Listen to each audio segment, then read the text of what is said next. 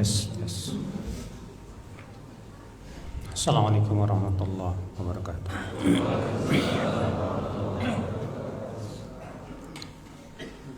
Innal hamdalillah nahmaduhu wa nasta'inuhu wa nastaghfiruh wa na'udzu billahi min shururi anfusina wa min sayyiati a'malina.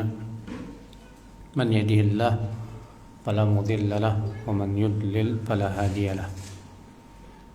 Asyhadu an la ilaha illallah wahdahu la syarika lah wa asyhadu anna Muhammadan abduhu wa rasuluh.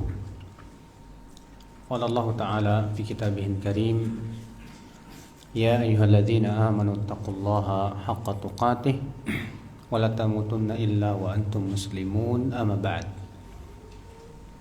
Ayol ikhwah, alhamdulillah kita bersyukur kepada Allah atas limpahan karunia dan nikmat yang Allah berikan kepada kita,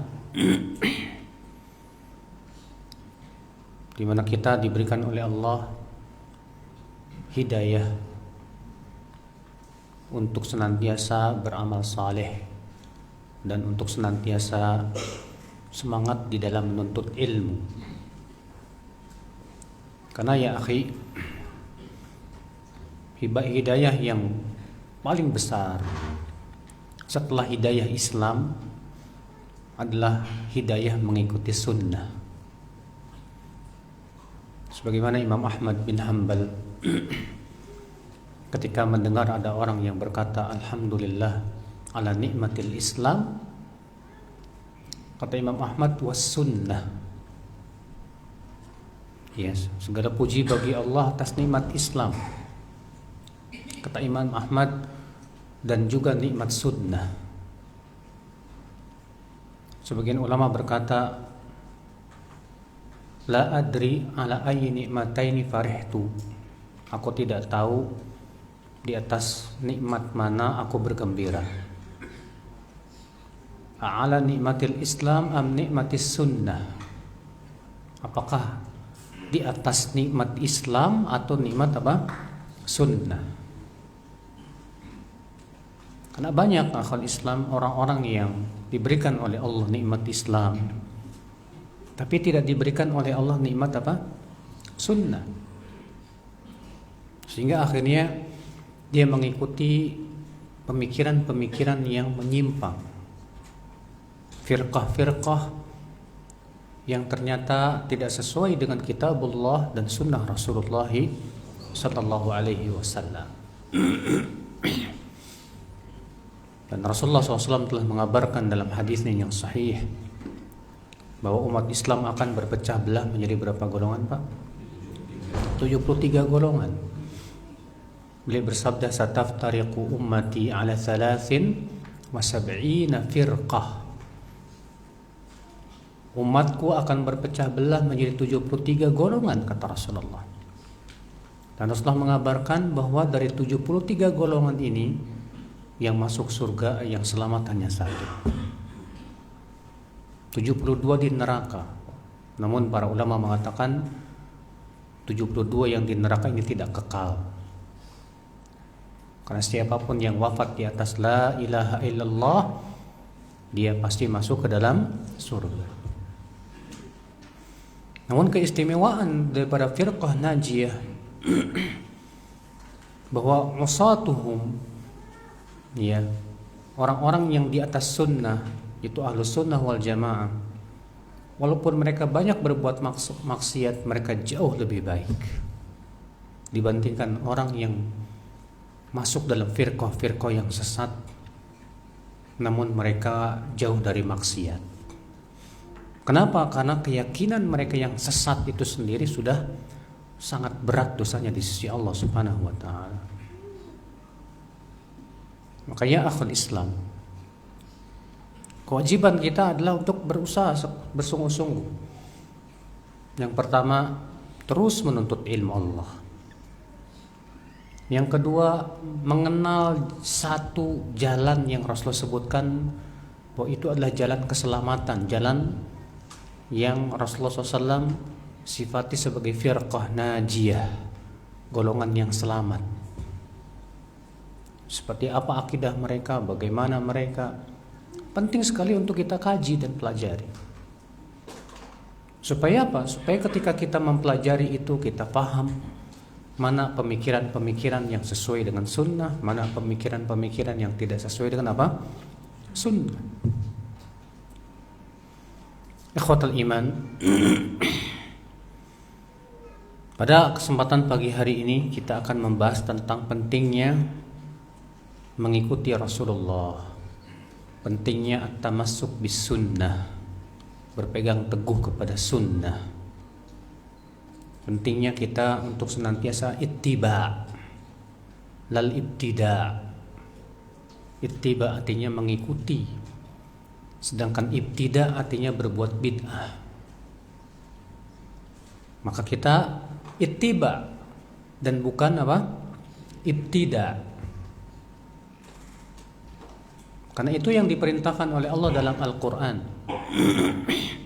Kita diperintahkan oleh Allah untuk mengikuti Rasulullah sallallahu alaihi wasallam dalam ayat-ayat yang sangat banyak sekali. Di antaranya Allah berfirman, wa ati'u Allah wa ati'ur rasul. Taati Allah dan taati apa? Rasul. Wa ulil amri minkum, dan ulil amri di antara kalian, dalam surat An-Nisa 59. Allah mengatakan, ya ayyuhalladzina amanu ati'u Allah wa ati'ur rasul. Hai orang-orang yang beriman, taati Allah, taati Rasul. Wa ulil amri minkum, dan ulil amri di antara kalian. Dan Allah tidak mengulangi kata-kata taati kecuali hanya untuk Rasul saja. Taati Allah, taati Rasul. Adapun ulil amri, Allah tidak katakan taati ulil amri. Akan tetapi Allah mengatakan taati Allah, taati Rasul dan ulil amri. Artinya kata para ulama, karena ketaatan kepada ulil amri mengikuti ketaatan kepada Allah dan Rasul. Maka ketika ulil amri memerintahkan kita kepada perkara yang tidak sesuai dengan Allah dan Rasulnya, alias maksiat, maka tidak boleh kita taati. Bukan berarti kita memberontak. Karena Rasulullah SAW sabda, la ta'ata li makhluqin fi ma'siyatil khaliq. Tidak boleh menaati makhluk untuk memaksiati siapa? Allah Subhanahu wa ta'ala. Maka Allah dan Rasulnya harus kita dahulukan dari segala-galanya. Allah juga berfirman, wa man yuti'ir rasul faqad ata'a Allah. Siapa yang menaati Rasul, sungguh ia telah menaati Allah. Dan Allah mengancam, akhi, setiap orang yang menyelisihi perintah Rasul dengan dua ancaman yang berat. Allah berfirman, falyahdharil ladzina yukhalifuna an tusibahum fitnah. Falyahdharil ladzina yukhalifuna an amrih an tusibahum fitnatun aw yusibahum adzabun alim. Hendaklah waspada. Siapa? Yaitu orang-orang yang menyelisihi perintahnya. Perintah siapa? Perintah Rasulullah sallallahu alaihi wasallam. An tusibahum fitnah, untuk ditimpa fitnah. Apa itu fitnah? Kata Imam Ahmad, atadri mal fitnah? Tahukah kalian apa yang dimaksud dengan fitnah dalam ayat itu? Hiyal kufru awish syirk Fitnah yang dimaksud dalam ayat itu yaitu kekafiran atau kesyirikan, di mana seseorang sengaja menyelisih perintah Rasul, lalu Allah jadikan hatinya itu condong kepada kekafiran. Na'udzubillah, nasallallahu salamata wal afiyah. Maka Allah mengatakan hendaklah waspada orang-orang ya yang menyelisih perintah Rasulullah sallallahu alaihi wasallam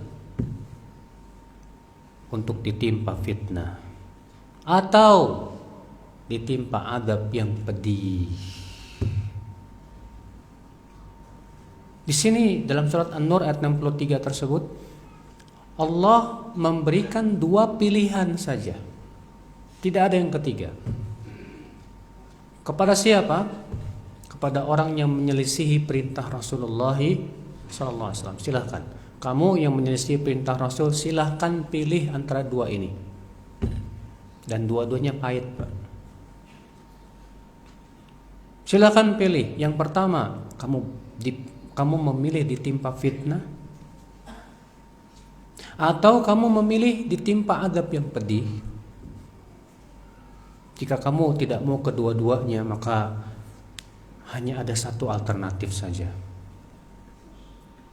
yaitu menaati Rasulullah sallallahu alaihi wasallam, mengikuti perintah Rasulullah sallallahu alaihi wasallam. Itulah jalan keselamatan. Makanya akhal Islam, siapapun yang menaati Rasul, dia pasti masuk surga. Dan siapapun yang memaksiati Rasul, sama saja ia tidak mau masuk surga.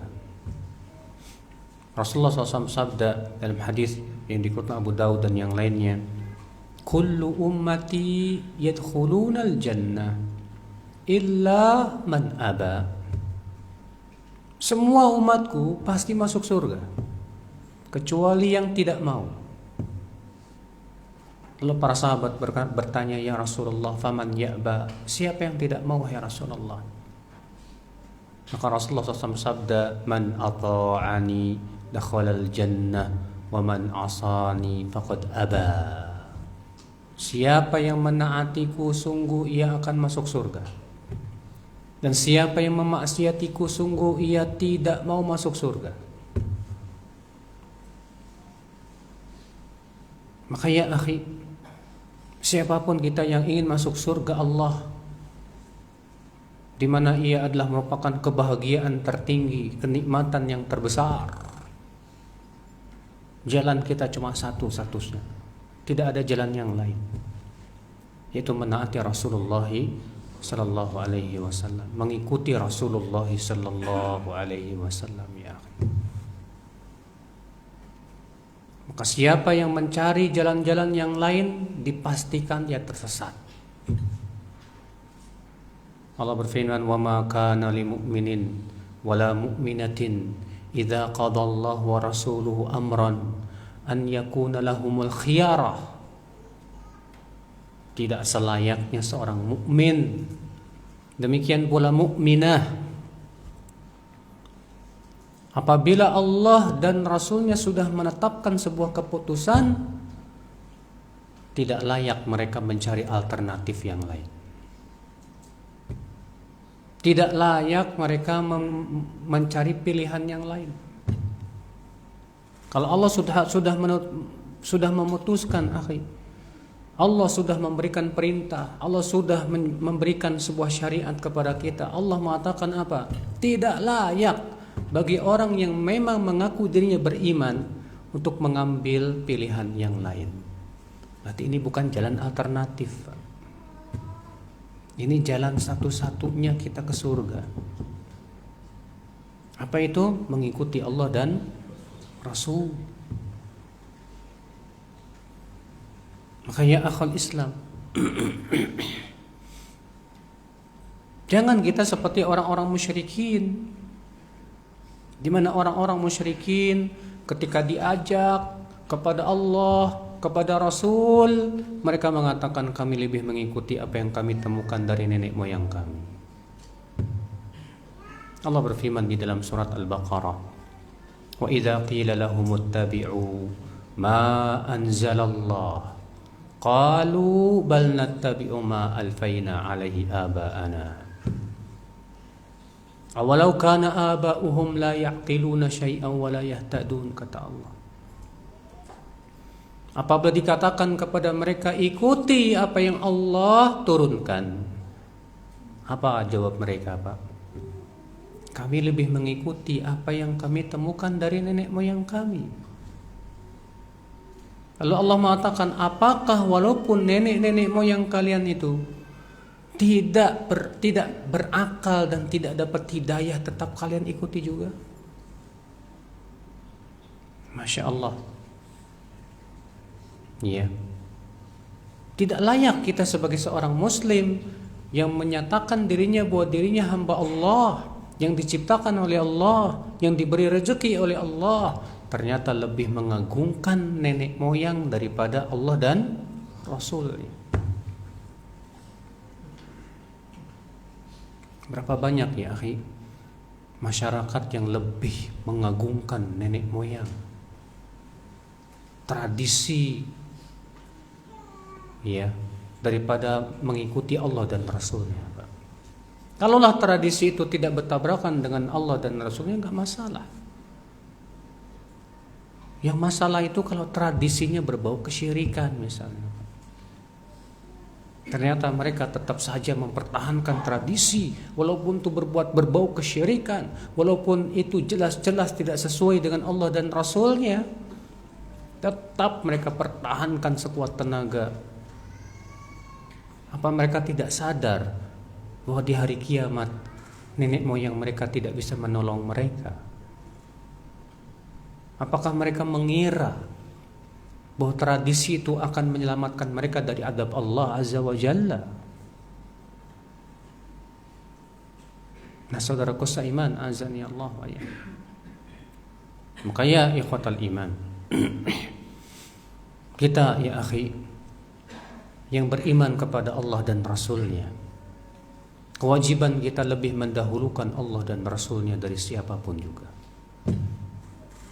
Allah berfirman, ya ayyuhalladzina amanu la tuqaddimu baina yadayillahi wa rasulih. Dalam surat apa itu? Surat Al-Hujurat ayat 1. Hai orang-orang yang beriman, jangan kalian dahului Allah dan Rasulnya. Maksudnya mendahului Allah dan Rasulnya dengan apa, Pak? Allah mengatakan, ya ayyuhalladzina amanu la tuqaddimu baina yadayillahi wa rasulih wattaqullah innallaha sami'un alim. Bertakwalah kalian kepada Allah, sesungguhnya Allah Maha mendengar dan Maha melihat. Mendengar itu berhubungan dengan apa? Ucapan. Iya. Mengetahui, sami'un alim, berhubungan dengan apa? Perbuatan. Maka dari itulah para ulama salaf menafsirkan makna ayat ini, ay la tuqaddimu Allah wa rasulahu bil qawli wal fi'l. Jangan dahului Allah dan Rasulnya dengan ucapan dan perbuatan. Ibnu Abbas berkata, ay la taqulu khilafa ma qalahu Allah wa rasuluhu. Artinya jangan kalian mengatakan kata-kata yang tidak sesuai dengan ucapan Allah dan Rasulnya. Ini yang diperintahkan oleh Allah Azza wa Jalla. Maka tidak boleh kita mendahului Allah dan Rasulnya dengan ucapan kita, dengan perbuatan kita. Maka setiap ucapan yang tidak sesuai dengan Allah dan Rasulnya berarti dia sudah mendahului Allah dan Rasulnya. Setiap perbuatan yang tidak sesuai dengan Allah dan Rasulnya, dia sudah mendahului Allah dan Rasulnya. Lalu Allah berfirman di ayat yang kedua, ya ayyuhalladzina amanu la tarfa'u aswatakum fawqa sautin nabiy wa la tajharu lahu ya kajahri ba'dikum li ba'din an tahbata a'malukum wa antum la tash'urun. Hai orang-orang yang beriman, jangan kalian mengangkat suara kalian di atas suara Rasul. Dan jangan kalian keraskan suara kalian seperti halnya sebagian kalian mengeraskan suaranya kepada yang lain, supaya Allah tidak batalkan amalan kalian dalam kalian tidak merasakannya. Allah mengatakan, jangan tinggikan suara kalian di atas suara siapa? Rasul. Meninggikan suara Rasul di atas suara, meninggikan suara di atas suara Rasul itu bisa membatalkan amal. Maka kata para ulama, jika meninggikan suara di atas suara Rasul itu bisa membatalkan amal, maka bagaimana dengan keadaannya bagi orang yang lebih meninggikan pendapat di atas pendapat Rasulullah Sallallahu Alaihi Wasallam, lebih meninggikan pendapat fulan, alan, atau ulama seseorang, kiai daripada Allah dan Rasulnya, maka ini jelas lebih layak untuk dibatalkan amalnya, Pak. Makanya sebagian salaf berkata ada 3 yang bisa membatalkan amal. Yang pertama kufur, yang kedua syirik, yang ketiga ra'yu. Apa itu ra'yu? Yaitu seseorang lebih mendahulukan ra'yu, pendapat, daripada apa? Wahyu. Lebih mendahulukan pendapat daripada Al-Quran dan hadis. Maka orang yang lebih mendahulukan pendapatnya atau mendapat seseorang daripada Al-Quran dan hadis, orang ini layak dibatalkan amalnya, Pak. Subhanallah, ikhwal Islam, azani Allah wa iyyakum. Maka ya akhi, inilah dia kewajiban kita untuk senantiasa ittiba. Abdullah bin Mas'ud radhiyallahu an, sebagaimana diriwayatkan oleh Ibnu Battah, berkata, ittabi'u wala tabtadi'u faqad kufitum. Ittabi'u, ikuti saja. Wala tabtadi'u, jangan berbuat bid'ah. Faqad kufitum, kalian sudah dicukupi. Udah cukup. Dalam satu ayat yang lain dengan tambahan wa kullu bid'atin dhalalah, dan setiap bid'ah itu sesat. Subhanallah, saudaraku sekalian. Ini wasiat dari Abdullah bin Mas'ud, ya akhi, untuk kita senantiasa ittiba dan jangan ibtida. Kenapa kita harus mengikuti Rasul? Kenapa kita harus mengikuti Rasulullah Sallallahu Alaihi Wasallam? Karena pertama, Allah yang mewajibkan. Karena Allah yang mewajibkan kita untuk mengikuti siapa? Rasul Sallallahu Alaihi Wasallam. Dalam ayat yang sangat banyak sudah kita sebutkan tadi.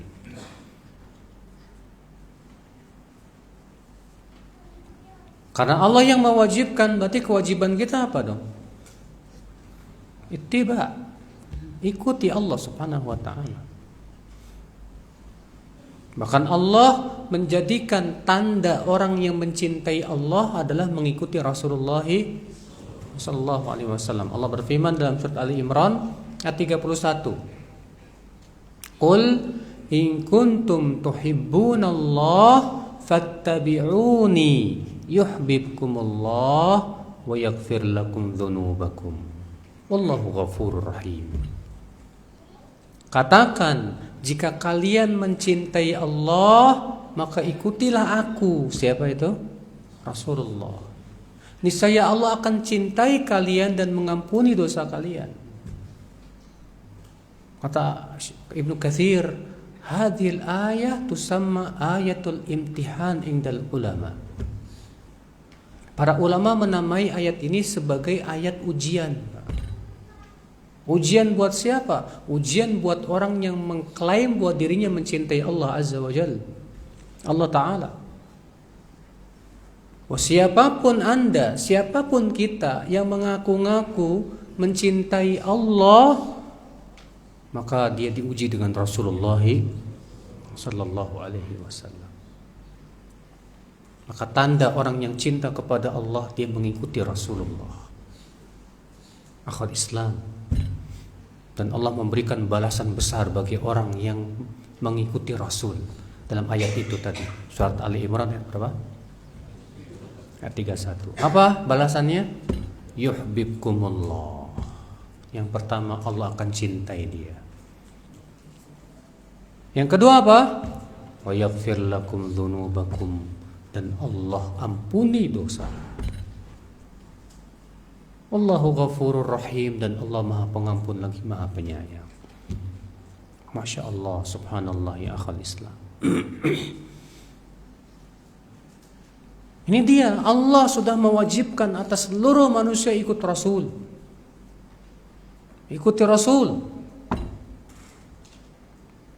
Karena Allah subhanahu wa ta'ala, ya akhal Islam, tidaklah mengutus Rasul kecuali karena ingin membimbing manusia kepada jalan kebenaran.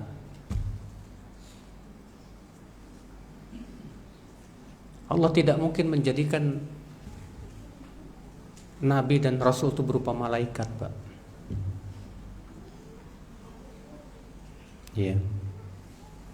Allah menjadikan Nabi dan Rasul itu seorang manusia yang sama dengan kita, di mana manusia yang bernama yang menjadi Rasul dan Nabi inilah yang akan menjadi perantara antara kita dengan Allah Azza wa Jal, di mana Allah mau memberikan wahyu kepada Nabi dan Rasul ini dan menjelaskan apa yang Allah cintai dan ridhai dari syariat. Maka ya akhwat Islam, ya, ini alasan yang pertama kenapa kita harus mengikuti Rasulullah sallallahu alaihi wasallam. Jawabnya karena Allah pencipta langit dan bumi yang menciptakan kita telah mewajibkan kita untuk mengikuti Rasulullah sallallahu alaihi wasallam. Nah, sudah kita sebutkan bahwa Allah mengancam orang yang menyelisihi perintah Rasul dengan dua ancaman yang berat. Yang pertama apa? Ditimpa fitnah. Yang kedua apa? Ditimpa azab yang pedih, saudaraku. Mengerikan sekali. Yang kedua, kenapa kita harus mengikuti Rasul sallallahu alaihi wasallam? Yang kedua, ya akhwat Islam, karena jalan kebenaran itulah satu-satunya yang dibawa oleh Rasul. Jalan kebenaran itu hanyalah yang dibawa oleh para nabi dan Rasul. Gak mungkin ahli filsafat, Pak. Gak mungkin ya selain Nabi dan Rasul, tidak. Karena pemilik kebenaran hanya satu, siapa? Pemilik kebenaran hanya satu, itu Allah. Allah. Makanya Allah di antara namanya apa? Al-Haq, yang maha benar. Karena kebenaran itu yang berasal dari Allah dan pemilik kebenaran hanya Allah. Dan Allah menurunkan kebenaran itu melalui siapa? Rasul, nabinya. Berarti apa? Jalan kebenaran hanya satu saja, yaitu jalan yang dibawa oleh Allah dan oleh Rasulullah sallallahu alaihi wasallam.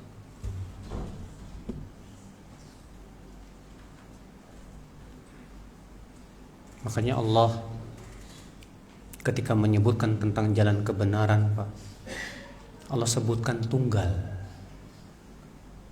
Allah sebutkan bentuknya apa? Tunggal. Mana dalilnya? Surat Al-An'am ayat 153. Surat apa ya, akhi? Hah? Surat apa tadi? Enggak, nih buat yang ikhwah yang tidur nih. Surat apa tadi? Ayat 153. Ya. Apa bunyinya? Wa anna hadza sirati mustaqiman fattabi'uhu wa la tattabi'us subul fatafarraqa bikum an sabilihi dzalikum wassaqum bihi la'allakum tattaqun. Wa anna hadza sirati mustaqiman fattabi'uhu.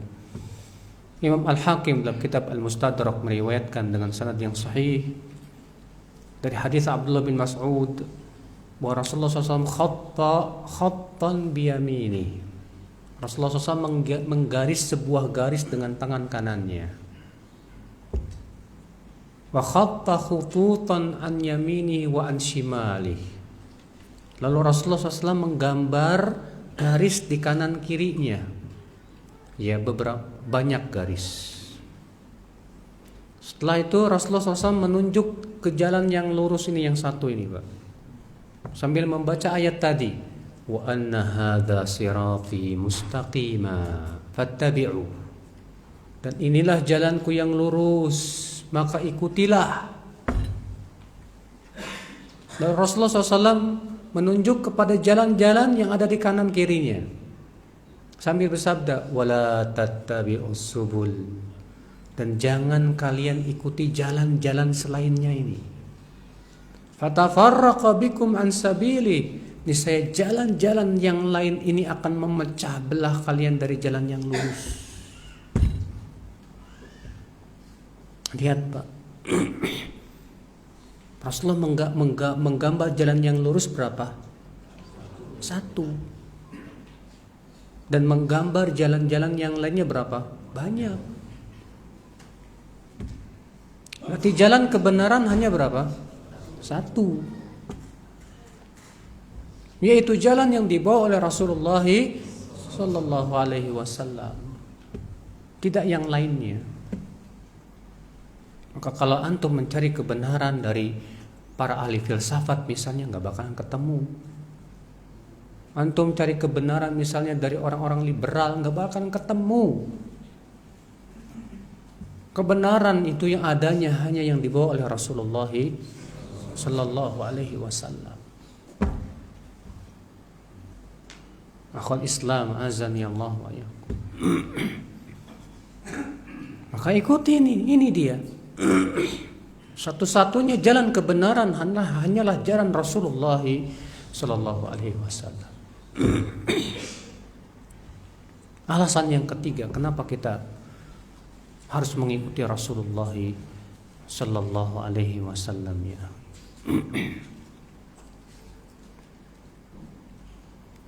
Karena Allah Maha kasih sayang kepada hamba-hambanya. Dan konsekuensi kasih sayang Allah kepada hamba-hambanya apa, Pak? Allah tidak akan membiarkan mereka bodoh. Apalagi Allah sudah menciptakan manusia untuk ilmu. Allah menciptakan manusia untuk apa? Ilmu. Mana dalilnya Allah menciptakan manusia untuk ilmu? Ada yang tahu? Mana dalilnya Allah menciptakan manusia untuk ilmu? Surat Al-Baqarah. Allah berfirman, wa idz qala rabbuka lil malaikati inni ja'ilun fil ardi khalifah. Qalu ataj'alu fiha man yufsidu fiha wa yasfiku ad-dima wa nahnu nusabbihu bihamdika wa nuqaddisu lak. Qala inni a'lamu ma la ta'lamun. Wa 'allama Adama al-asma'a kullaha thumma 'aradahum 'ala al-malaikah faqala anbi'uni bi asma'i haula in kuntum sadiqin. Qalu subhanak la ilma lana illa ma 'allamtana. Dan ingatlah ketika Allah berfirman kepada malaikatnya, Sesungguhnya aku akan menjadikan di muka bumi ini seorang khalifah. Apa kata malaikat, Pak? Apakah engkau hendak menjadikan di muka bumi ini orang yang akan menumpahkan darah dan berbuat kerusakan di muka bumi? Malaikat protes. Apa kata Allah? Aku mengetahui apa yang kalian tidak ketahui. Lalu Allah ingin memperlihatkan apa hikmahnya Allah menciptakan Nabi Adam. Wa 'allama Adam al-asma'a kullaha. Dan Allah pun mengajarkan Adam seluruh nama. Faqala anbi'uni bi asma'i haula. Lalu Allah berfirman kepada malaikatnya, "Tsumma aradahum 'alal malaika." Kemudian Allah perlihatkan kepada para malaikat itu. Lalu Allah berfirman, "Anbi'uni bi asma'i haula in kuntum shadiqin." Coba beritahu kepadaku, hai para malaikat, tentang nama-nama itu semua jika kalian orang yang benar. Tampaklah kepada malaikat hikmah diciptakan Nabi Adam. Wah, ternyata Nabi Adam diciptakan oleh Allah. Manusia ini memang Allah ciptakan untuk ilmu.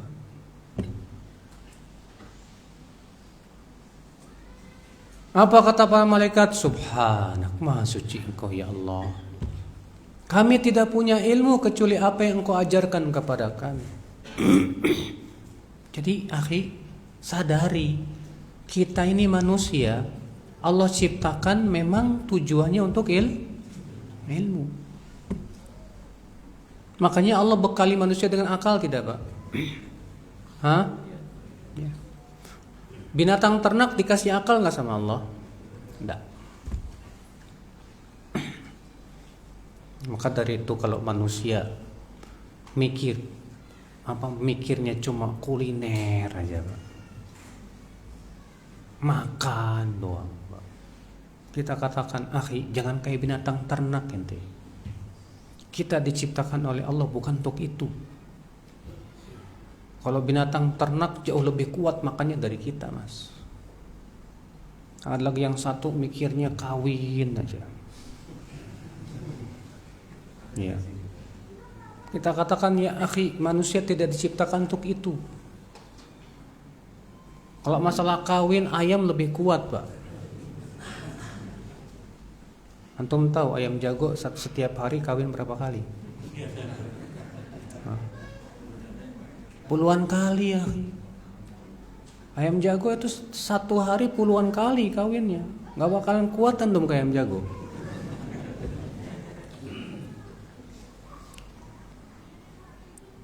Allah menciptakan manusia itu bukan untuk itu tujuannya, tapi untuk ilmu. Maka Allah berikan kepada manusia akal untuk berpikir, hati untuk berpikir, mata untuk melihat, telinga untuk mendengar.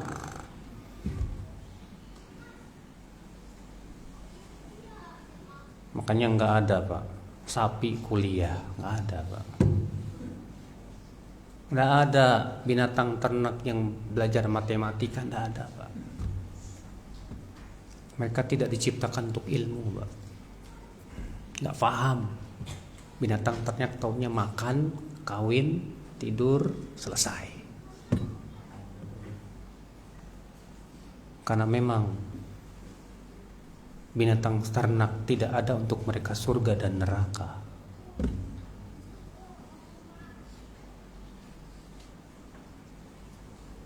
Karena kita manusia, saudaraku, diciptakan oleh Allah untuk ilmu. Dan Allah bekali kita alat-alat untuk ilmu. Maka Allah harus menurunkan ilmu. Kepada siapa Allah turunkan ilmu itu? Rasul, para nabi. Kepada mereka lah Allah turun. Allah pilih para nabi dan rasul untuk membawa risalah, ilmu yang agung dari Allah Azza wa Jal, yang akan membimbing akal-akal kita, membimbing hati kita dan membersihkan hati kita. Maka dari itu ya akhi, kewajiban kita mengikuti Rasulullah sallallahu alaihi wasallam, ya, agar kita mendapatkan ilmu yang bermanfaat, agar terbimbing akal kita. Saudaraku seiman, azani Allah wa iyyakum. Ini alasan yang ketiga, kenapa kita harus ngikutin Rasul. Alasan yang keempat, kenapa kita harus mengikuti Rasul, Pak? Karena surga dan neraka diciptakan untuk kita manusia. Allah menciptakan adanya surga, neraka itu untuk manusia, Mas. Malaikat masuk surga enggak? Enggak. Binatang ternak, binatang buas masuk surga? Enggak. Itu binatang-binatang itu, Pak, nanti pada hari kiamat Allah akan bangkitkan, Allah kumpulkan di padang mahsyar, lalu Allah kisos. Setelah itu apa yang terjadi? Binatang-binatang itu, kata disebutkan dalam riwayat-riwayat, menjadi tanah. Ketika orang kafir melihat binatang-binatang itu berubah jadi tanah, apa kata orang kafir? Ya laitani kuntu turaba. Andaikan aku jadi tanah saja. Karena itu binatang tidak ada surga, tidak ada neraka. Ternyata surga dan neraka diciptakan untuk kita. Dan tentu karena surga dan neraka itu diciptakan untuk kita, kita butuh jalan. Kita harus tahu jalan menuju surga dan jalan kemana? Ke neraka. Dan ternyata jalan menuju surga itu hanya Allah beritahu melalui Rasulnya. Melalui siapa? Rasul. Bukan melalui mimpi wali. Ya. Bukan pula ucapan para ahli filsafat, apalagi orang gila. La wallahi akhal Islam. Maka Rasulullah SAW menjelaskan dengan wahyu dari Allah tentang jalan yang menyampaikan ke surga dan jalan yang menyampaikan kemana? Ke neraka. Maka siapa yang mengikuti Rasulullah, dia akan masuk ke dalam surga. Dan siapa yang tidak mengikuti Rasulullah, dia akan masuk ke dalam api neraka. Kalau kita, Pak, manusia setelah mati, setelah itu selesai, nggak ada surga, nggak ada neraka, enak, Pak. Ya, setelah mati selesai, udah nggak ada neraka, surga, nggak ada neraka gitu, enak. Masalahnya setelah kematian masih ada lagi kehidupan yang panjang ini. Kita nggak tahu kita bakal masuk surga atau ke neraka. Maka kita butuh bimbingan untuk masuk ke surga. Bimbingan itu hanyalah yang berasal dari Rasulullah sallallahu alaihi wasallam. Berarti wajib kita ngikutin Nabi sallallahu alaihi wasallam. Ini alasan yang keempat. Kenapa kita harus mengikuti Rasulullah sallallahu alaihi wasallam, ya akhal Islam. Alasan yang kelima. Kenapa kita harus mengikuti Rasulullah sallallahu alaihi wasallam? Karena Allah itu raja. Al-Malik. Rajanya alam semesta Allah. Pemilik alam semesta Allah. Makanya di antara nama Allah apa? Al-Malik. Al-Malik itu artinya apa? Raja. Dan Allah menyatakan dalam Al-Quran, Maliki Yaumiddin, rajanya hari pembalasan.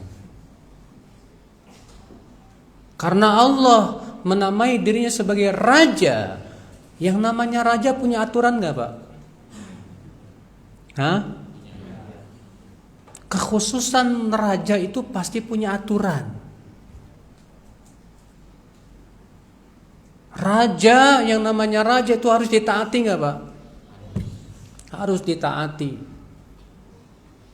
Yang namanya raja mampu mengancam nggak Pak? Mampu mengancam. Mampu menyiksa nggak Pak? Mampu menyiksa. Itu raja namanya Pak. Adapun kalau raja nggak bisa merintah, nggak bisa ngelarang, ini bukan raja Pak, boneka. Sedangkan raja yang hak itu hanya Allah. Allah punya aturan dalam alam semestanya. Allah punya perintah, Allah punya larangan, Allah punya balasan. Siapa yang menaatinya Allah berikan surga. Siapa yang memaksiatinya Allah siksa dalam api neraka. Itu raja.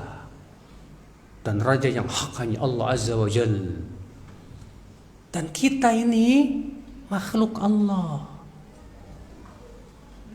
Berarti kewajiban kita mengikuti apa aturan raja alam semesta ini yang harus kita ikuti.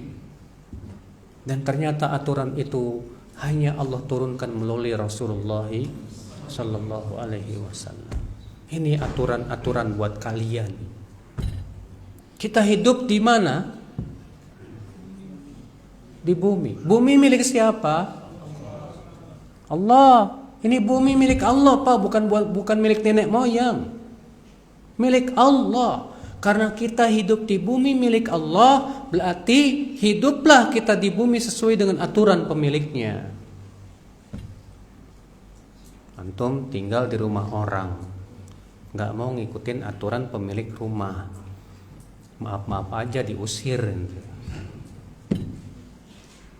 Kamu kan tinggal di rumah saya, antum tinggal di negara orang, tapi nggak mau ngikutin aturan negara itu. Siap-siap aja angkat kaki. Bumi milik Allah, dan Allah punya aturan. Berarti kalau kita ingin hidup di bumi harus ngikutin sesuai dengan aturan siapa? Pemiliknya. Pemilik bumi, Allah Azza wa Jalla. Dan Allah punya aturan, saudaraku. Dan aturan Allah itu sebaik-baik aturan. Aturan Allah itu yang paling maslahat untuk kehidupan manusia. Karena pemilik bumi ini, pemilik alam semesta ini ternyata ilmunya sangat sempurna, kasih sayangnya sangat sempurna, keadilannya luar biasa, tidak pernah menzolimi hamba-hambanya. Masya Allah akhal Islam. Makanya akhi, hiduplah kita di dunia sesuai dengan aturan pemilik dunia. Karena kita numpang Pak di dunia ini Pak. Antum beli tanah, punya rumah megah, tetap aja itu milik siapa? Milik Allah. Rumah yang megah yang kita punya milik Allah, Allah yang ngasih kok. Terus kita mau hidup seenaknya di dunia? Enak aja. Kira-kira Allah sebagai raja Pak, apakah Allah akan membiarkan orang yang seenaknya hidup di tempatnya, lalu ia memaksiati dirinya, lalu Allah biarkan begitu seenaknya? Tidak bakalan Pak. Mungkin di dunia tenang-tenang aja. Orang berbuat maksiat bahkan terkadang di dunia itu Pak diberikan oleh Allah kemewahan. Orang yang berbuat maksiat dan kafir kepada Allah, antum lihat orang diberikan sama Allah kenikmatan, gak apa-apa. Karena nanti di akhirat udah gak ada lagi nikmat buat mereka.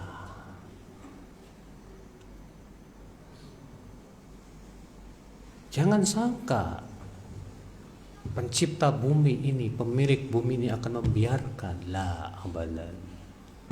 Karena dia raja. Yang namanya raja punya apa? Aturan, punya balasan.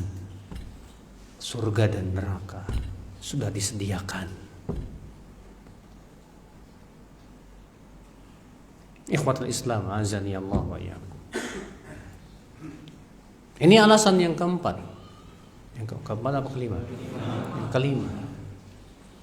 Kenapa kita harus mengikuti Rasulullah SAW? Jawabnya karena Allah raja dan Allah punya aturan. Iya. Dan kita hidup di bumi milik Allah. Maka kita harus hidup sesuai dengan aturan pemiliknya. Dan aturan itu hanya diberitahu oleh Allah kepada siapa? Rasulnya.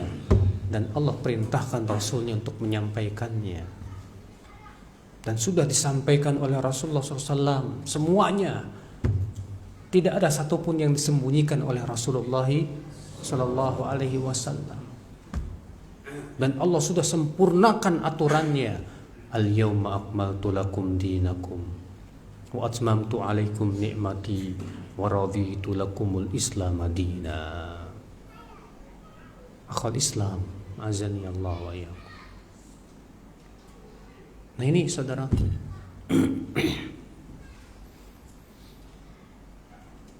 Kemudian pembahasan berikutnya yaitu bagaimana kita mengikuti Rasulullah. Tapi sebelumnya saya mohon izin ke belakang dulu ya.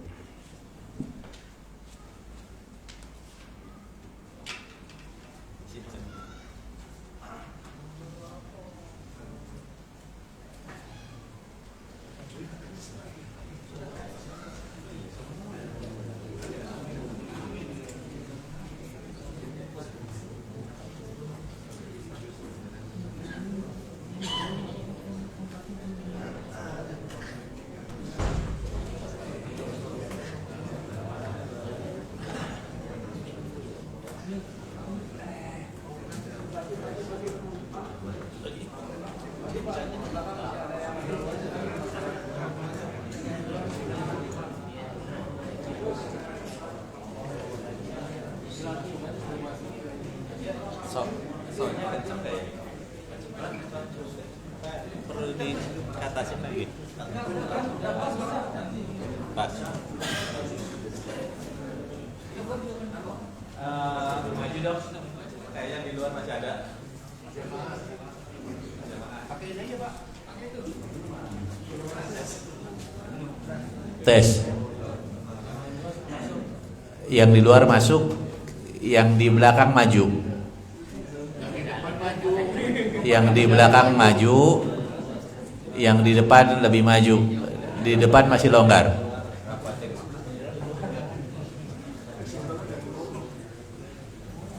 Ikhwan yang masih di luar minta tolong masuk.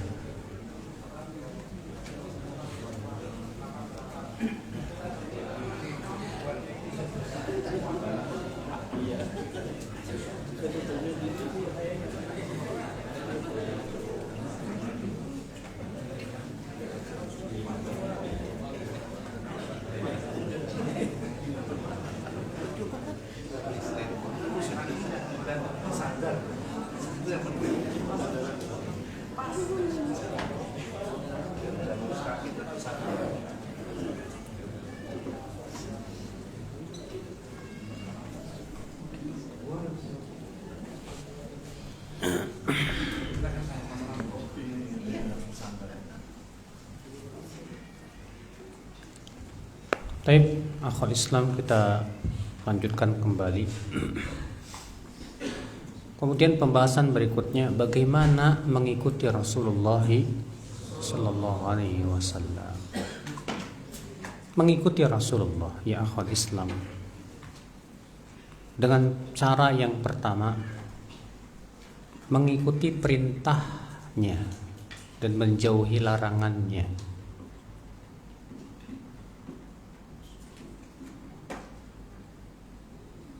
Semua perintah Rasul kita praktekkan, dan semua larangan Rasul kita tinggalkan.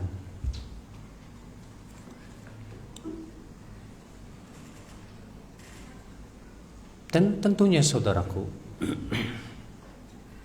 untuk menjalankan perintah Rasulullah dan menjauhi larangan Rasulullah, kita berarti harus mempelajarinya. Maka mau tidak mau kita harus menuntut Apa yang Allah perintahkan, apa yang diperintahkan oleh Rasulullah, apa yang dilarang oleh Rasulullah SAW, wajib kita kaji, pelajari. Makanya Allah mewajibkan kita menuntut ilmu, tidak? Naam. Rasulullah mau menyuruh umatnya menuntut ilmu, tidak Pak? Naam. Rasulullah bersabda, talabul ilmi fariidatun ala kulli muslim. Menuntut ilmu itu fardu atas setiap muslim. Dan Rasulullah memberikan kepada kita Pak motivasi untuk menuntut ilmu syariat.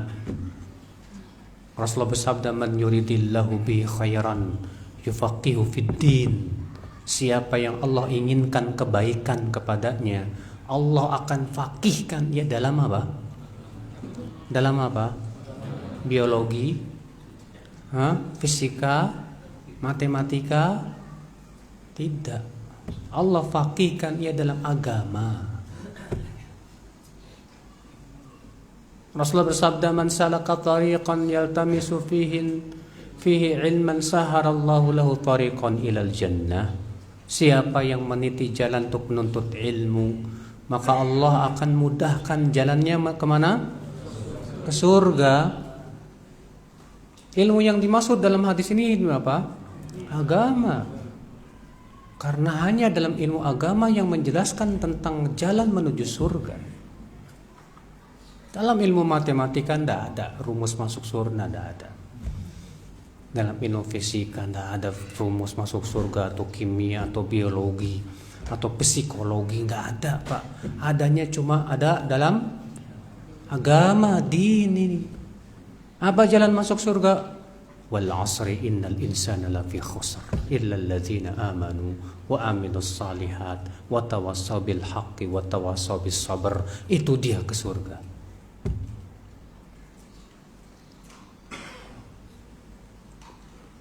Dan Rasulullah menyebutkan tentang pahala besar orang-orang yang menuntut ilmu Allah. Bahwasanya mereka ini orang-orang yang paling tinggi derajatnya di antara manusia-manusia yang lain. Rasulullah bersabda, fadlul alim 'alal 'abid ka fadlil qamar 'ala sa'il kawakib. Keutamaan orang yang alim berilmu dibandingkan ahli ibadah tapi tidak berilmu seperti bulan dibandingkan apa? Bintang. Dalam satu arti yang lain, ada seorang sahabat berkata kepada Rasulullah, ya Rasulullah, aku punya dua teman. Yang satu ahli ibadah, Masya Allah. Yang satu ibadahnya biasa-biasa saja, tapi dia punya ilmu yang diajarkan kepada manusia. Mana yang lebih utama dari keduanya, ya Rasulullah? Kata Rasulullah, fadlu dzakal alim kadzakal abid kafadli ala adnakum. Keutamaan seorang alim tadi dibandingkan ahli ibadah tadi, seperti aku dibandingkan dengan orang yang paling rendah di antara kalian derajatnya. Masya Allah. Allah memuji juga para ulama dalam Al-Quran. Allah berfirman, syahidallahu annahu la ilaha illahu wal malaikatu wa ulul ilmi qa'iman bil qist. Allah bersaksi bahwa tidak ada ilah yang berhak disembah kecuali Allah. Demikian malaikat bersaksi dan para ahli ilmu pun bersaksi. Allah menyebutkan dari kalangan manusia cuma satu saja. Siapa mereka? Ahlul ilmu. Itu menunjukkan keistimewaan orang-orang yang berilmu. Allah memuji orang-orang yang berilmu. Allah berfirman, innama yakhshallaha min ibadihil ulama. Sesungguhnya yang khasyah kepada Allah, yang takut kepada Allah dari hamba-hambanya hanyalah para ulama. Allah menjanjung para ulama, sehingga kita disuruh oleh Allah untuk bertanya kepada para ulama. Allah berfirman, fas'alu ahla dzikri in kuntum la ta'lamun. Tanya ahlu dzikr, ahlul Qur'ani was sunnah, jika kamu tidak tahu. Itu semua akhwat Islam anjuran kita untuk menuntut ilmu, mengenal tentang aturan-aturan Allah yang Allah turunkan kepada Rasulullah sallallahu alaihi wasallam. Apa perintah-perintah Allah, apa yang Allah larang, itu sudah disampaikan oleh Rasulullah sallallahu alaihi wasallam. Maka mengikuti Rasulullah SAW tadi Pak, yang pertama ini dengan menjalankan apa? Perintah dan menjauhi apa? Ketika menjalankan perintah, jangan pilah-pilah mana yang wajib, mana yang sunnah. Para sahabat tidak pernah memilah-milah itu. Selama itu diperintahkan, dah laksanakan. Memang kalau yang wajib kalau ditinggalkan berdosa. Kalau yang sunnah kalau ditinggalkan tercela. Kalau cuma nggak berdosa enak Pak. Sebagian orang kan begitu. Sunnah itu kalau ditinggalin nggak apa-apa. Akhirnya apa yang terjadi? Seenaknya dia tinggalin sunnah. Makanya Syekh Masyhur mengatakan kurang bagus ini definisinya. Yang bagus sunnah itu kalau dilakukan dapat pahala, kalau ditinggalkan tercela. Tercela. Ikhwatul Islam azani Allah wa iyyakum.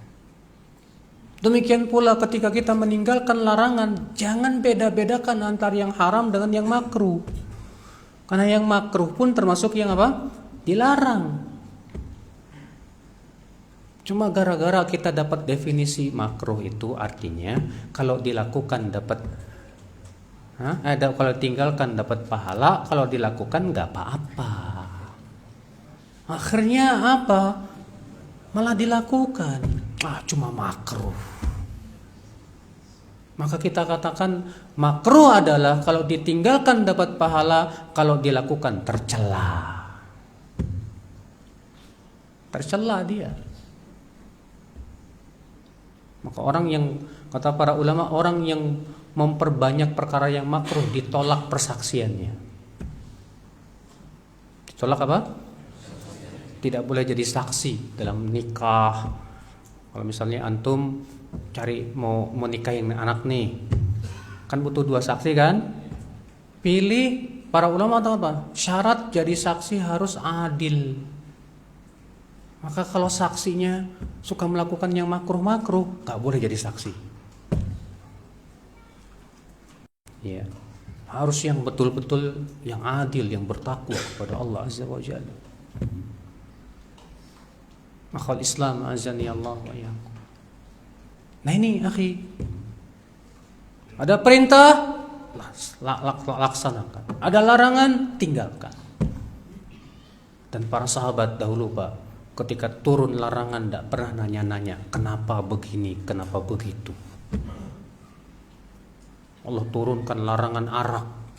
Ketika mereka mendengar tentang larangan arak, tak pernah mereka basa-basi dulu, langsung ditumpahkan arak saat itu juga. Ketika Allah wajibkan jilbab, wanita disuruh menutup aurat, para wanita itu tidak pernah nanya-nanya kenapa, langsung ditarik gorden langsung ditutup. Itu menunjukkan akan keimanan yang sempurna kepada Allah Azza wa Jalla. Karena Allah tidak mungkin memerintahkan kecuali kepada yang maslahat, dan tidak mungkin melarang kecuali dari yang apa? Mudarat. Pasti itu Pak. Siapapun yang memikirkan dengan akal sehatnya tentang perintah-perintah Allah, dia akan dapatkan bahwa semua perintah Allah pasti maslahat. Dan siapa yang menggunakan akal sehatnya untuk memikirkan tentang apa yang Allah larang, dia pasti akan dapatkan bahwa semua yang Allah larang pasti mudarat. Pasti itu. Yang gak bisa mikir cuma orang apa? Pengikut syahwat. Kalau pengikut syahwat menganggap agama ini berat. Ini agama kok berat banget sih. Musik haram, pacaran haram, bunga bank haram. Apa ini berat banget? Kenapa dia menganggap itu berat? Karena ngikutin syahwat. Makanya apa? Pecinta dunia tidak akan bisa menjadi pengikut Rasul.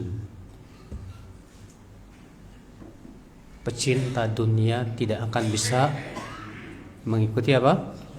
Rasul. Yang bisa mengikuti Rasul hanya pecinta akhirat.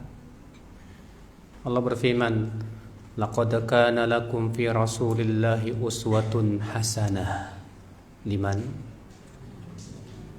liman kana yarjullaha wal yawmal akhir wa dzakarallaha katsira. Sungguh telah ada pada diri Rasulullah SAW suri tauladan yang baik.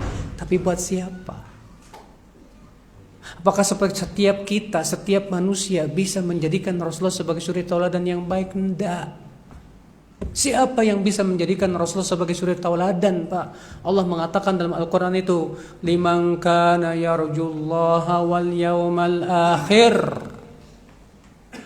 Bagi orang yang mengharapkan Allah dan kehidupan akhirat. Wa dzakarallaha katsira, dan banyak mengingat Allah. Adapun orang yang mengharapkan dunia, orang yang mengharapkan apa? Kesenangan syahwat, abadan gak bakalan bisa ngikutin Rasulullah SAW. Gak bisa. Karena perintah Rasul seringkali gak sesuai dengan hawa nafsu. Dan larangan Rasulullah seringkali sesuai dengan syahwat. Gak mudah.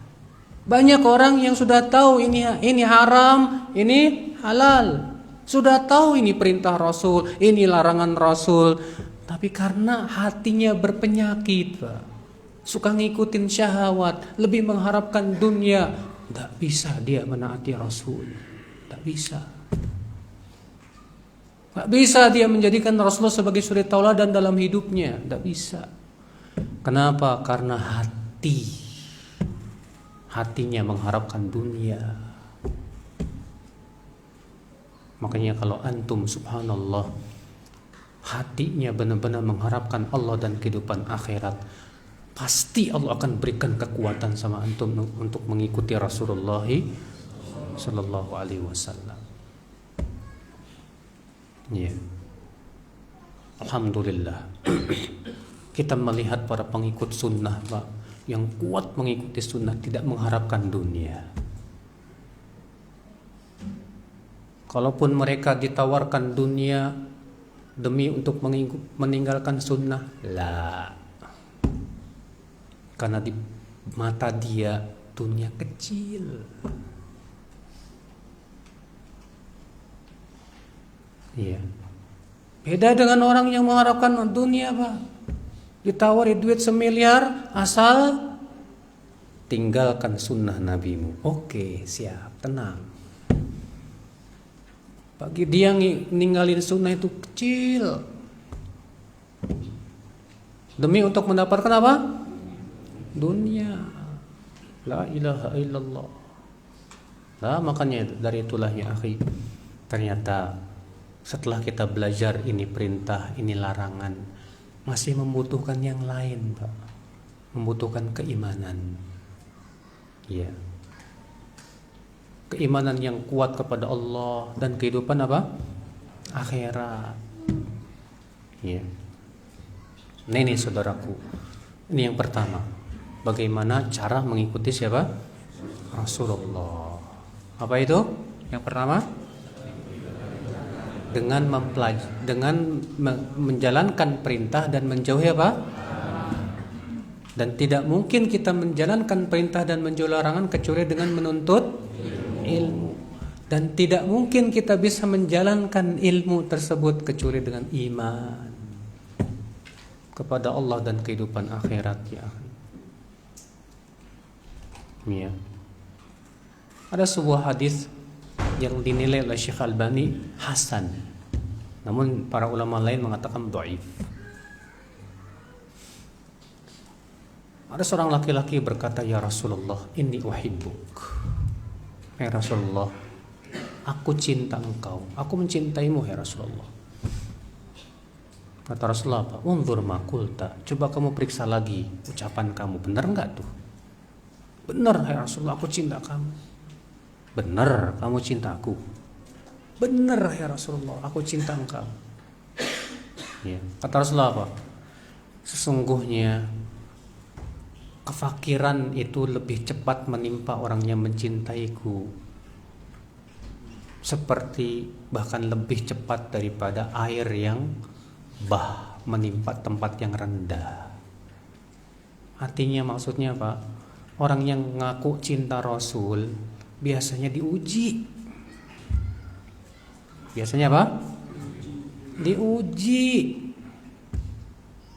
Ujian lebih cepat menimpa orang yang mencintai Rasul daripada orang yang gak cinta Rasul. Makanya gak aneh pengikut sunnah itu diuji terus Pak. Untuk apa diuji? Supaya semakin tertempa. Antum lihat emas itu semakin dibakar semakin bagus gak Pak? Semakin bagus. Emas itu semakin dibakar semakin bagus. Gak kayak besi. Besi kalau dibakar ngeleleh. Tapi kalau emas dibakar semakin bagus, semakin murni dia, semakin bersih. Demikian pula seorang pengikut sunnah, semakin diberi ujian, semakin tertempa dia. Cuma masalahnya agak ngadepin ujian ini berat masalahnya, gak enak.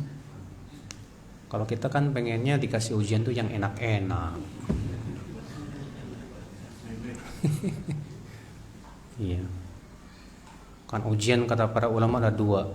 Ada orang diuji dengan kenikmatan, ada orang diuji dengan kesusahan. Semua kita sepakat, kita pengen diuji dengan kenikmatan, betul nggak?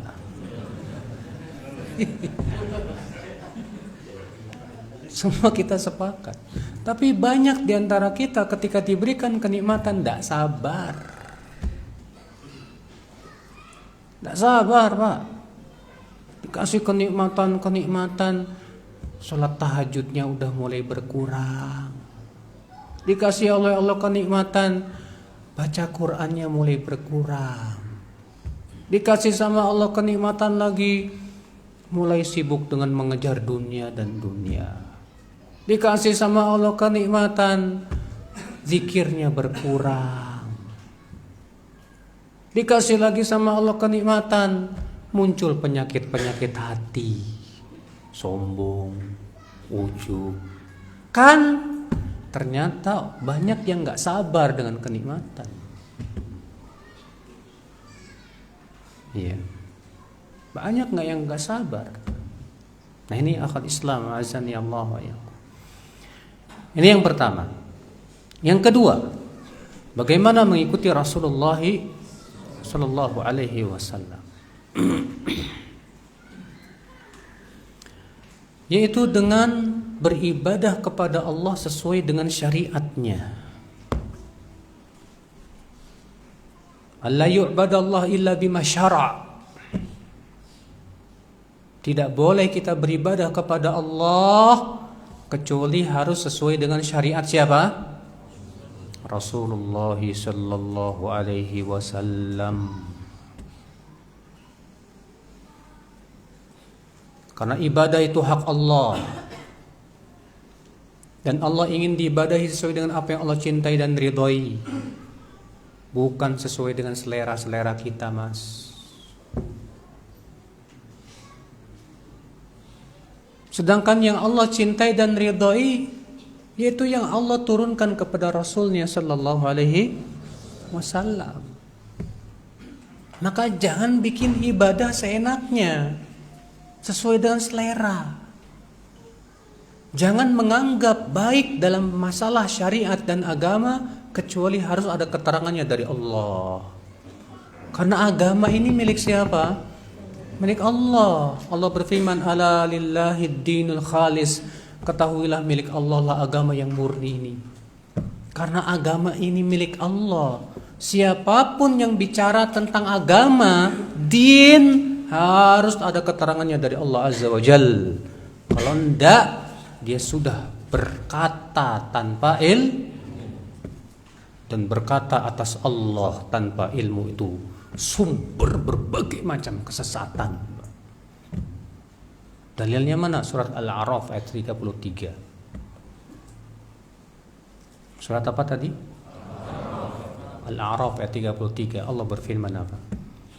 Qul innama harrama rabbiyal fawahisha ma dhahara minha wa ma batan wal ithma wal baghya bighairil haqqi wa an tusyriku billahi ma lam yunazzil bi sultana wa an taqulu 'ala Allahi ma la ta'lamun.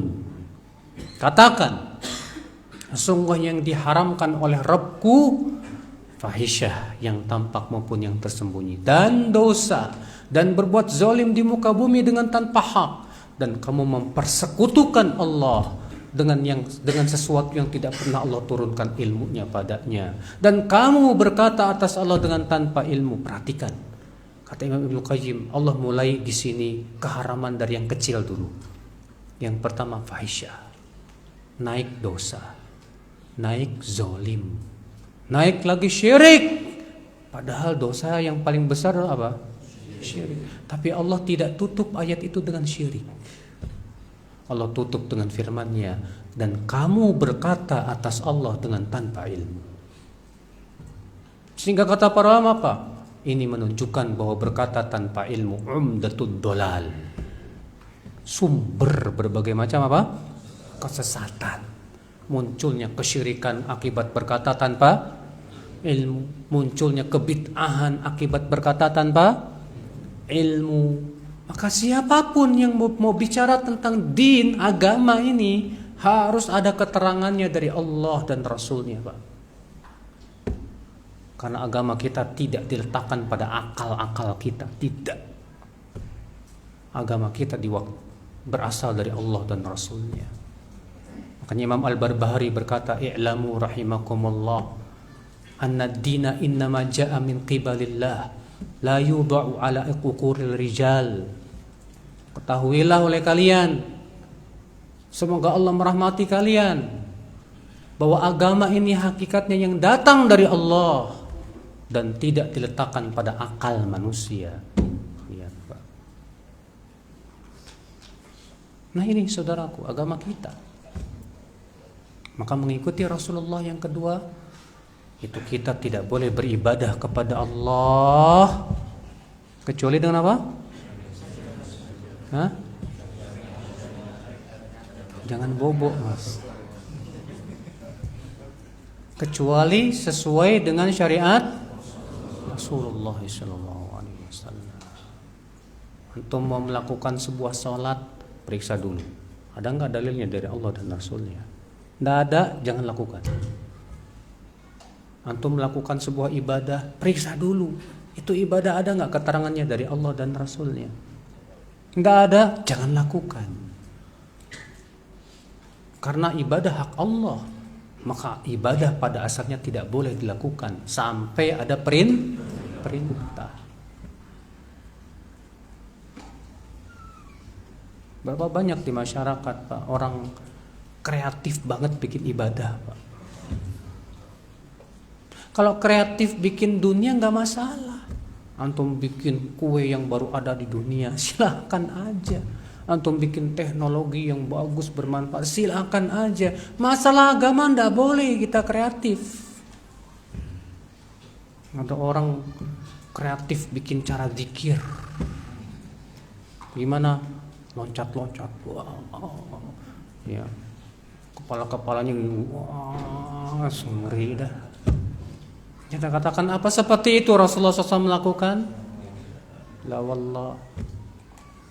Bukankah zikir itu tujuannya untuk mengingat Allah, menimbulkan kekhusyuan? Allah yang menyuruh begitu, wadhkur rabbaka fi nafsika tadarru'a wa khufyah wa dunal jahri minal qaul bil ghuduwi wal asal. Dalam surat Al-A'raf ayat 205. Berzikirlah kepada Rabbmu dengan penuh tadarru' dan rasa takut dan suara yang tidak dikeraskan. Iya.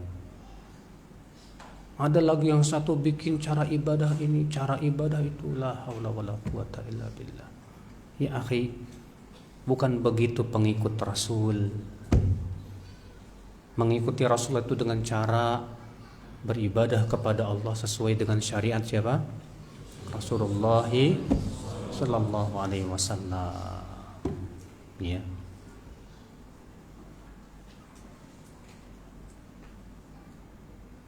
Taib. Banyak yang tidur, Pak.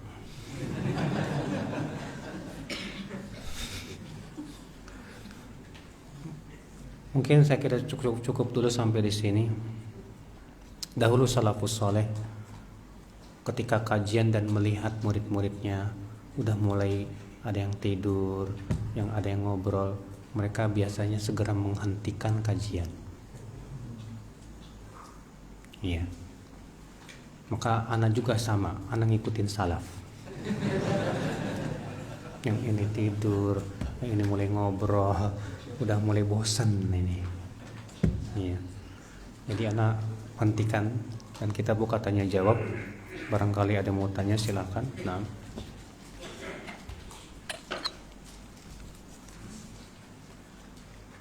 Yang Ahmad boleh lebih ikut. Diambil. Ini ada pertanyaan dari Ahmad.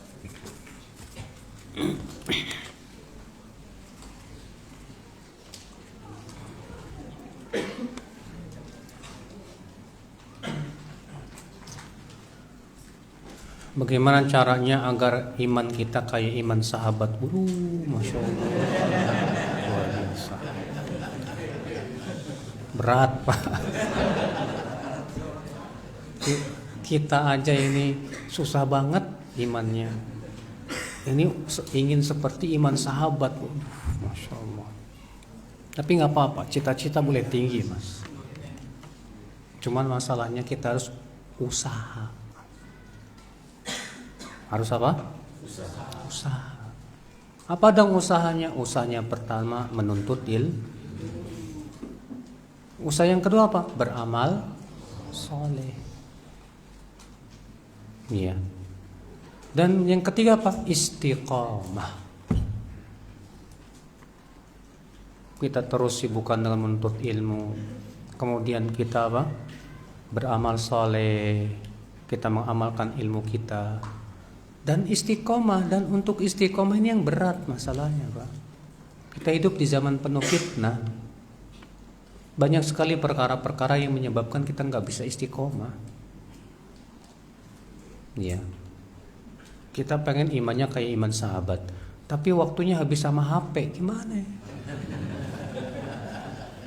Ngikutin berita viral, ya. Mau baca kitab ulama males-malesan, tapi pengennya kayak iman sahabat. Mustahil. Ya. Kenapa Radio Roja sekarang ada lagi Indonesia Raya? Bukankah diharamkan nyanyian itu? Kata siapa nyanyian haram? Pendapat yang sahih, nyanyian itu tidak haram. Itu pendapat Imam Syafi'i. Dengan syarat tidak mengandung padanya perkara yang haram dan tidak disertai musik dan tidak memperbanyak. Dan tidak apa? Memperbanyak. Kenapa radio ada Indonesia Raya? Karena itu syarat dari KPI. Kalau nggak pakai itu di brandel.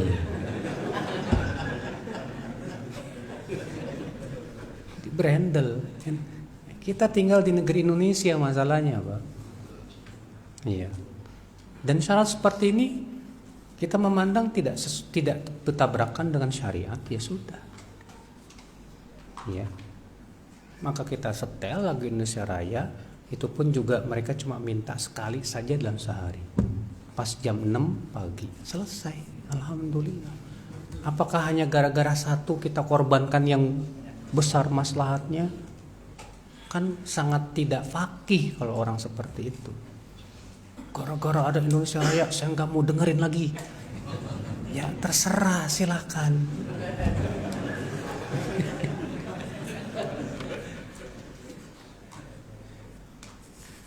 Lagian juga Indonesia Raya isinya tidak mengandung syirik, tidak mengandung perkara maksiat, tidak.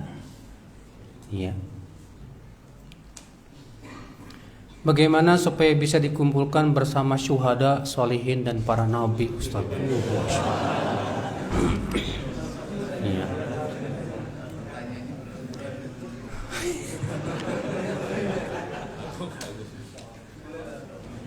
Caranya seperti yang selalu kita baca dalam sholat. Ihdinas siratal mustaqim, siratal ladzina an'amta alaihim. Ya Allah, beri kami hidayah kepada jalan yang lurus. Itu jalan orang-orang yang Engkau berikan nikmat atas mereka. Siapa yang diberikan nikmat itu?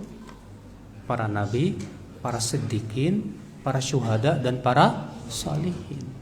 Jadi kalau kita ingin dikumpulkan bersama mereka, ikuti jalan mereka. Ikuti jalan siapa? Mereka.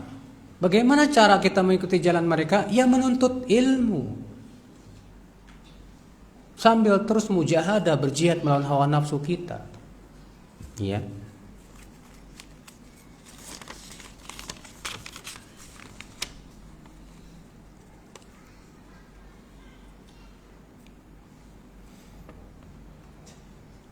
Semoga kami mendapat ilmu yang bermanfaat. Doanya apa Ustadz? Ya, Allah mengajarkan kita dengan sebuah doa, Rabbi zidni ilma. Ya, Rabbi zidni ilma. Ya Allah, tambahkan aku ilmu. Ya. Adalah seorang sahabat Mu'adz bin Jabal berdoa, Rabbi zidni ilman wa fiqhan wa yaqina. Ya Rabb, tambahkan aku ilmu, pemahaman, dan keyakinan. Ya.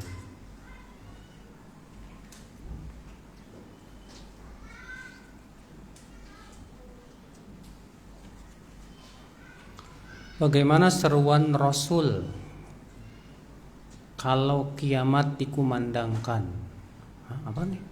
Kiamat. Kalau qomat dikumandangkan.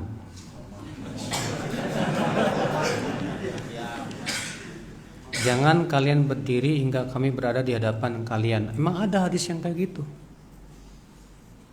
Yang ada disebutkan dalam hadis, ya, Rasulullah SAW mengatakan jangan berdiri sampai kalian melihat aku. Artinya ketika kita sudah melihat imam datang, baru kita apa? Berdiri. Begitu Pak. Itu dalam riwayat Abu Daud dalam sunannya. Makanya iqomah itu hak imam. Yang berhak untuk mengatur kapan iqomah imam, bukan jam. Ya. Kalau kita kan imam diatur sama jam, tit tit tit tit. Suruh iqomah tuh, oi kata. Imam belum nyuruh, diem ente.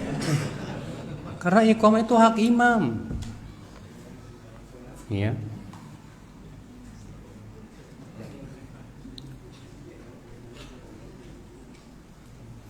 Gimana caranya Ustadz supaya istri saya menyukai sunnah Nabi poligami?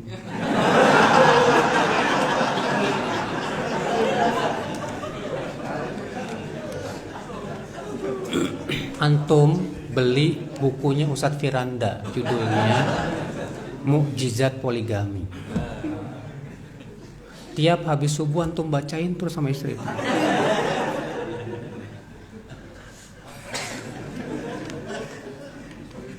Udah selesai khatam, balik lagi, bacain lagi, terus dengerin ya istriku, ini bagus banget loh, baca. Didik dulu istri antum. Kalau antum pengen poligami, antum harus siap mendidik istri. Lah ente maunya poligami, ngedidik istri aja nggak bisa. Didik dulu. Gimana caranya dengan pendidikan yang paling bagus, dengan akhlak yang paling bagus dan yang lainnya, supaya istri siap. Kalau antum nggak bisa ngedidik, itu tandanya bakalan gagal poligami ente. Banyak, ya maaf ya, banyak laki-laki yang mau kawin aja diam-diam. Ngapain teh diam-diam? Takut ketahuan istri. Kalau sudah awalnya takut ketahuan, kesononya susah Pak. Karena tidak memenuhi syarat. Karena Allah mengatakan fa in khiftum alla ta'dilu, kalau kalian takut untuk tidak bersikap ini sama istri aja takut. Gimana mau bersikap adil? Ada seorang ikhwan datang ke rumah. Apa Pak? Ini Ustaz, tolonglah. Minta tolong apa Pak? Saya kan nikah lagi Ustaz. Qadarullah ketahuan sama istri. Terus kenapa? Ya, istri saya sekarang marah-marah Ustaz, kayak kesetanan. Jadi tugas ana apa? Tolonglah nasihatin. Enak ente.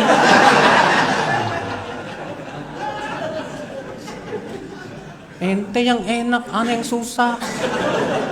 Kalau mau poligami harus siap dong dengan semua konsekuensi.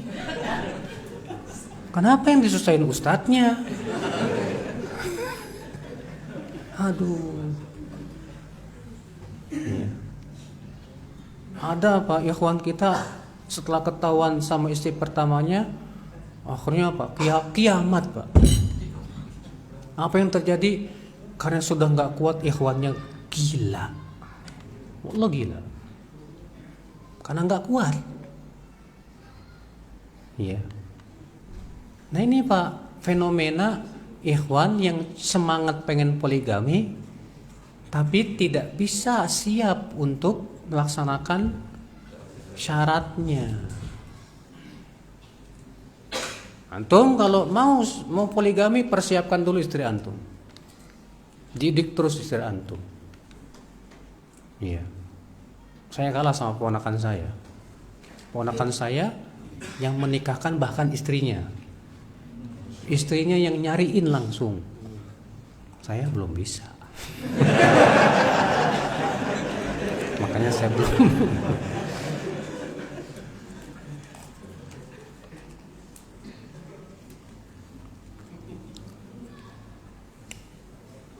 Apa syukuran di setiap bulan Ramadan ada dalilnya? Apa maksudnya syukuran di bulan Ramadan nih Pak? Hah? Nggak tahu saya. Bentuknya seperti apa?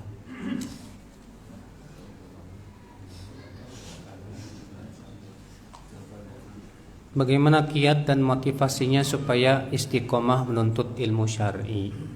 Akhi, sudah saya sebutkan tadi hadisnya. Man yuridillahu bihi khairan yufaqihu fiddin. Siapa yang Allah inginkan kebaikan untuknya, Allah faqihkan ia dalam agama. Berarti tanda hamba yang Allah inginkan kebaikan adalah dia semangat menuntut ilmu agama. Kebalikan hadis ini apa Pak? Tanda Allah tidak menginginkan kebaikan kepada seorang hamba, dia tidak mau nuntut ilmu agama.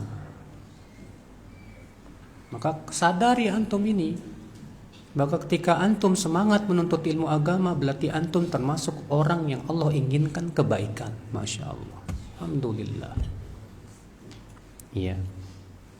Kemudian antum bergaullah dengan orang-orang yang semangat menuntut ilmu.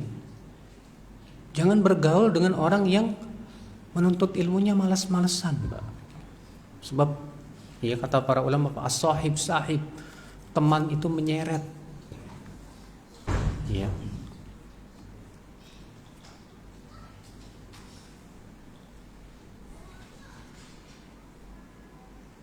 Saksi nikah saya di masa silam merupakan orang yang hanya sholat jamaah.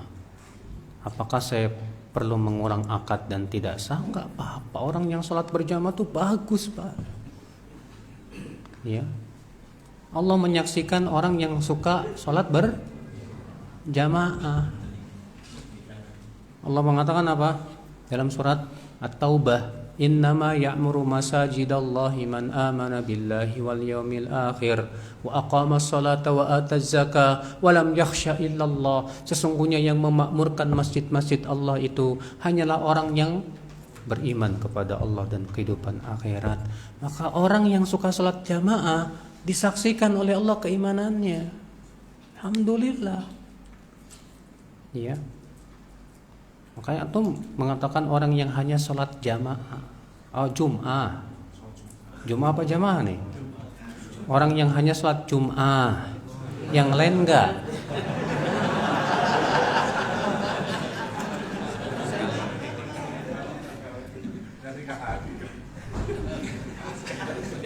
Kalau sholat Jumat doang berarti yang lain ditinggalin gitu. Kalau yang seperti ini nggak boleh jadi saksi dan nggak sah jadi saksi. Terus nikahnya sah nggak? Karena nggak tahu ya udah dimaafin. Iya, namanya juga nggak tahu. Tapi nanti kalau antum punya anak lagi mau nikahkan, jangan sekali-kali ya antum jadikan saksi orang seperti itu. Jadikanlah saksi yang antum tahu dia orangnya adil. Adil itu apa sih? Muslim, balik, berakal, jauh dari kefasikan dan akhlak yang buruk. Adab-adab yang tidak islami.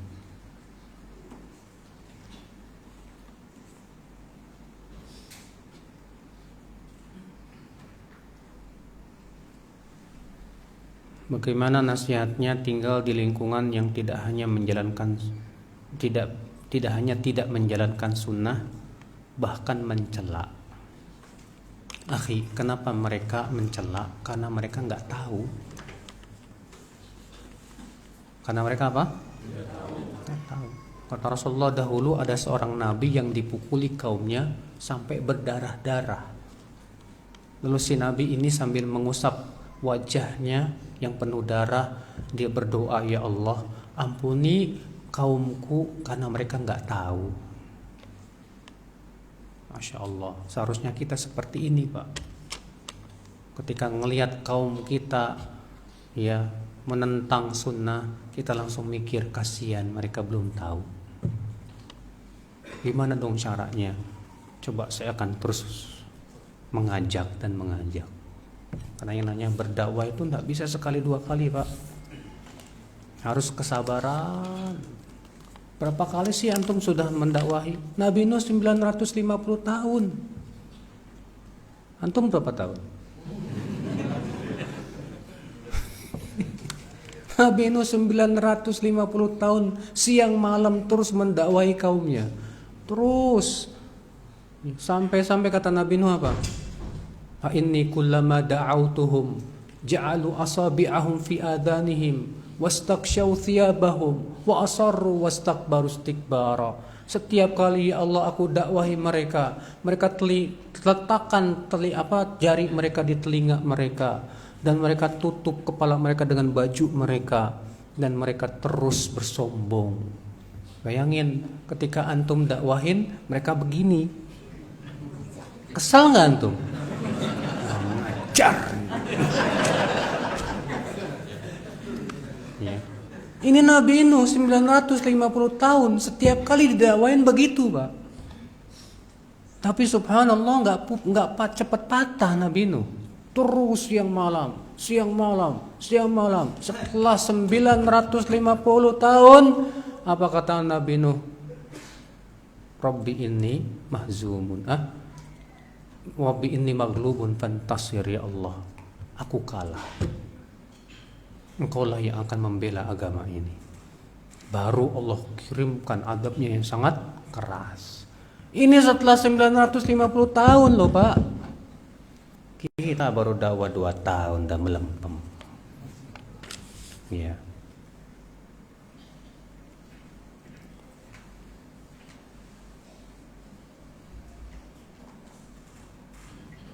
Apa yang harus kita lakukan di tengah keluarga yang tidak sepaham dengan sunnah? Itu sabar sambil terus ya silaturahim, berakhlak baik, sambil terus mendakwahi mereka.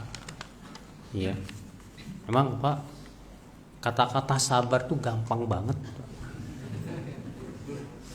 Yang susah itu praktek, susah banget. Ketika ketua RT yang terpilih adalah orang kafir, gimana Ustaz sikap kita? Ya, kita berusaha tetap berakhlak karimah. Perlihatkan bahwa Islam itu indah. Ya. Jadilah warga yang baik tetap selama itu tidak bertabrakan dengan syariat.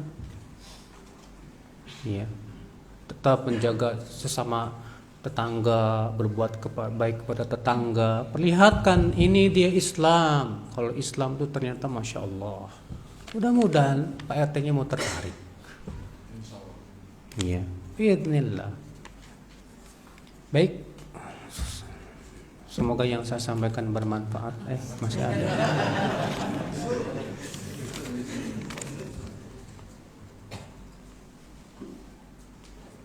Apa sebab-sebab timbulnya ghibah, Ustaz? Terutama banyak terjadi di kalangan penuntut ilmu. Akibat nggak bisa nahan mulut. Akibat nggak bisa menahan apa? Mulut. Dan ada yang kedua, merasa dirinya lebih baik. Karena orang yang menggibah orang lain itu ada makna dia seakan-akan lebih baik daripada yang digibah. Makanya Allah mengatakan dalam Al-Quran apa? Ya ayyuhalladzina amanu la yaskhar qaumun min qaumin asa ayyakunu khairam minhum wala nisa'un min nisa'in asa ayyakunna khairam minhun.